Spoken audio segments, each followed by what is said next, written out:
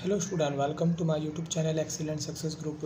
तो स्टूडेंट, आज हम डिस्कस करेंगे क्लास 10 में चैप्टर 14 स्टैटिक्स के इंपॉर्टेंट क्वेश्चन नंबर 90 में दे रखा है। If the mean of the following frequency distribution is 145। जो हमें डाटा गिवन है, इस डाटा का जो मीन है वो है 145। Find the missing frequency F1 and F2। जो इसमें F1 और F2 दोनों मिसिंग वैल्यू है, इनकी वैल्यू हमें फाइंड करके बतानी क्या होगी। तो जो डाटा दे रखा है मैं इसको यहाँ पे टेबुलर फॉर्म में ऑलरेडी नोट कर चुका हूँ ताकि वीडियो की लेंथ छोटी रहे। जो डाटा था मैंने इसको इस तरीके से नोट किया यहाँ पे। ये हमारा क्लास है, फ्रीक्वेंसी है, ठीक है। तो हमें क्वेश्चन में मीन गिवन है तो हम मीन के ही स्टेप इसमें फॉलो करेंगे। तो मीन निकालने का तरीका होता है, सबसे पहले निकालो एक्स होता है इसकी मिड वैल्यू। कैसे निकालते हैं?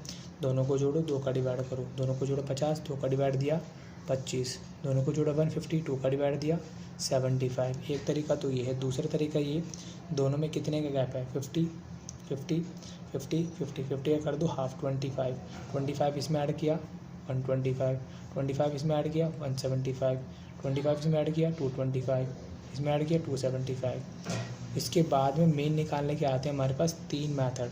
पहला आता है डायरेक्ट मेथड, दूसरा एज्यूम मेथड, तीसरा स्टेप डेविएशन मेथड। किस मेथड का यूज़ कब करना और कैसे करना है मैं आपको बताता हूँ।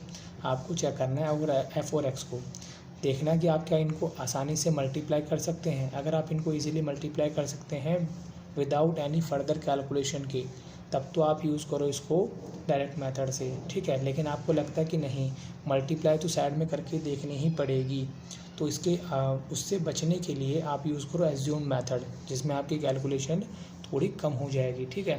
फिर भी आपको लगता है कि नहीं, कैलकुलेशन अभी भी मुश्किल आ रही है, तब यूज़ करो आप step deviation method. Assume method में और स्टेप डेविएशन मेथड में सिर्फ एक स्टेप का फ़र्क है, बाकी बिल्कुल सारा का सारा सेम ही रहेगा, ठीक है।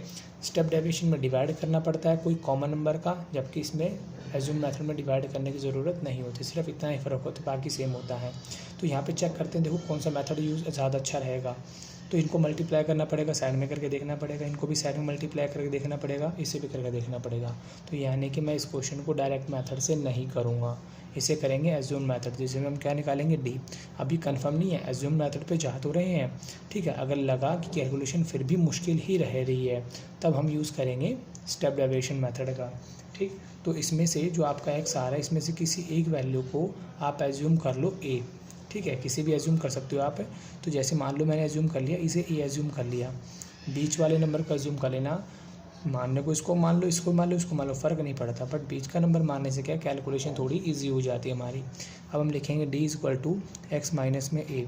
और हाँ, मोस्ट इम्पोर्टेंट बात, पहले आपको थोड़ा स्टेप कर दूँ फिर बताता हूँ। जैसे कि यहाँ लिखा मैंने 25 minus 125, 75 minus 125, 125 minus 125, 175 125, 225 minus 125, 275 minus 125। Minus किया कितना आया? 100। बड़ा कौन है? माइनस का तो निशान आएगा माइनस का। माइनस किया तो 50, माइनस किया तो 0, यहाँ पे 25, यहाँ 50 नहीं होगा, इनको माइनस करेंगे तो ये आएगा 50, यहाँ पर आएगा 100, माइनस किया तो यहाँ जाएगा 150, ठीक है। अब हम f को मल्टीप्लाई करेंगे। रुको, देखो मैं इंपॉर्टेंट बात कह रहा था वो ये कह रहा था कि अगर आपके क्वेश्चन में 2 वैल्यू मिसिंग होने की जगह अगर एक ही वैल्यू होती, मान लो F1 ही मिसिंग होता, और अगर आप इसको करना चाहते हैं एज्यूम मेथड से, तो उस केस के अंदर आप F1 के सामने वाले नंबर को कभी भी ए एज्यूम मत करना। क्यों मत करना? क्योंकि अगर आपको f को d से मल्टीप्लाई करोगे, क्योंकि ए एज्यूम करने पे उसके सामने वाले नंबर क्या हो जाता है? 0। अगर आप f को 0 से मल्टीप्लाई करोगे तो आंसर क्या हो जाएगा? 0। जो नंबर आपको फाइंड करना वही नंबर अगर 0 हो गया तो कैसे फाइंड करोगे? हाँ, अगर 2 नंबर फाइंड करने हो तब आप इसको एज्यूम कर सकते हो। अब अगर इसे ए एज्यूम नहीं करना तो किसे करें? 75 को भी कर सकते हो, 175 को भी कर सकते हो, 225 को भी कर सकते हो, ठीक है।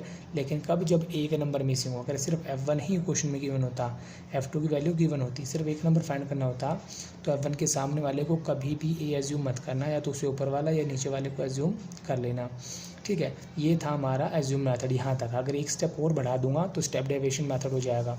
चेक करते हैं मल्टीप्लाई करके क्या इनको आसानी से मल्टीप्लाई किया जा सकता है? इनको कर सकते हैं। इनको भी कर देंगे, ये भी मल्टीप्लाई हो जाएगा, हो जाएगा, हो जाएगा, यानी इनको मल्टीप्लाई किया जा सकता है। तो हम कर लेते हैं एज्यूम मेथड से। अगर आपको लगता है कि नहीं अभी भी कैलकुलेशन मुश्किल है, मल्टीप्लाई नहीं हो पाएगा, तब क्या करेंगे, जैसे कि इन सभी नंबरों में डिवाइड जा रहा है 50 का, तो सभी में डिवाइड करके 50 करके एक स्टेप और बढ़ा देंगे, वो हमारा हो जाएगा स्टेप डेविएशन मेथड। लेकिन जब एक स्टेप हमारा बच रहा है तो हम बचा लेते हैं, ठीक है, उसमें टाइम और ज़्यादा कंज्यूम होगा। तो एफ को डी से मल्टीप्लाई किया, कितना हुआ, माइनस का 800, 12 5 60, एक ज़ीरो और बढ़ा दो, इसको ज़ीरो किया, ज़ीरो हो गया। 25 को 5 से गुणा किया, 25 5 125, पीछे एक ज़ीरो तो एक ज़ीरो लगा दो। 100 F2, 15 5 75, पीछे एक ज़ीरो तो एक ज़ीरो लगा दो, ठीक। इतना करने के बाद देखो ये दोनों नंबर नेगेटिव के हैं, दोनों ऐड हो जाएंगे, माइनस का 1000 हुआ। ये दोनों नंबर प्लस के हैं, ये दोनों प्लस हो जाएंगे, पॉजिटिव का 2000, ठीक है, दोनों को ऐड करने पे ये नंबर प्लस नहीं होगा, क्यों, क्योंकि इसके साथ में वेरिएबल लगा हुआ है, इस वजह से। अब देखो ज़रा, 2000 में से 1000 गया, कितना बचा, 1000, और यहाँ पर कितना बचा हुआ है मेरा, 100 F2, क्लियर है। अब यहाँ पर अगर इनकी फ्रीक्वेंसी का सम करेंगे तो इनका सम निकल के आ जाएगा हमारा,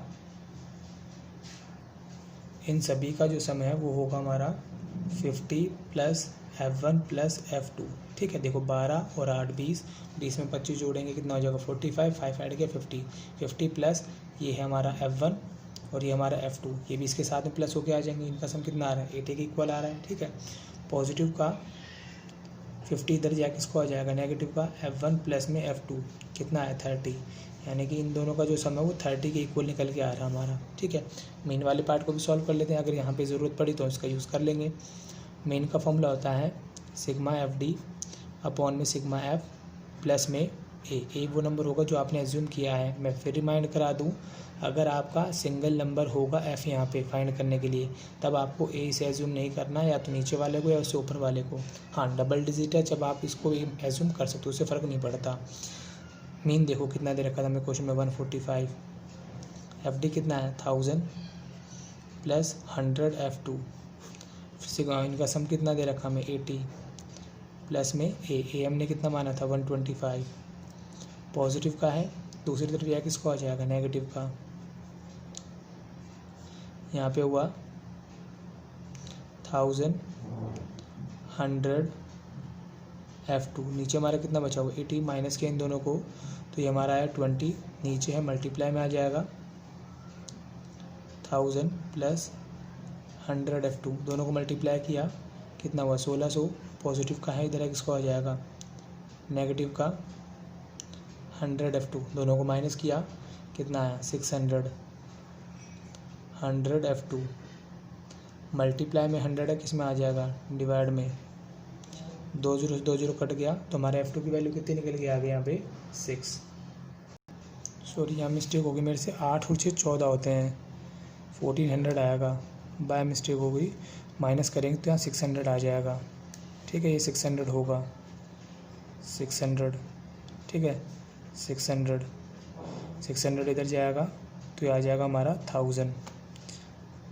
अब 1000 में डिवाइड देंगे 2 0 का, तो यहाँ निकल के आ जाएगा हमारा 10। थोड़ी मिस्टेक होगी, मैंने ऐड करने में ध्यान नहीं दिया। तो F2 की वैल्यू कितनी हो जाएगी हमारे यहाँ पे 10। अब जो F2 आया है इसको यहाँ रख देंगे, F2 is equal to 10 put in this equation,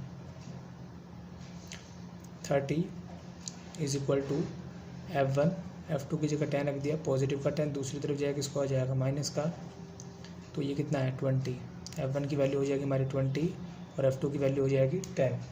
और इसी के साथ हमारा क्वेश्चन नंबर 90 यहाँ पे कंप्लीट होता है। उम्मीद करता हूँ स्टूडेंट आपको क्वेश्चन समझ में आ गया होगा। अगर आपको वीडियो पसंद आए तो वीडियो को लाइक करें, शेयर करें, कमेंट करें और इस चैनल को जरूर सब्सक्राइब कर लें। मिलते अगली वीडियो में। Okay bye bye, thank you.